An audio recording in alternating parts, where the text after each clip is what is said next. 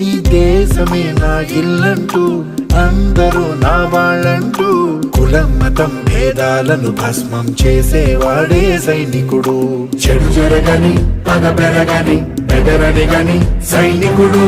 అను పెరుగని రక్షణ బని చెదరని ముని సైనికుడు. మన ఆయుధాలు ఎన్నెదురైనా ప్రాణాన్ని ఎదురు పంపేవాడు ఒకటే ఒకడు వాడే సైనికుడు.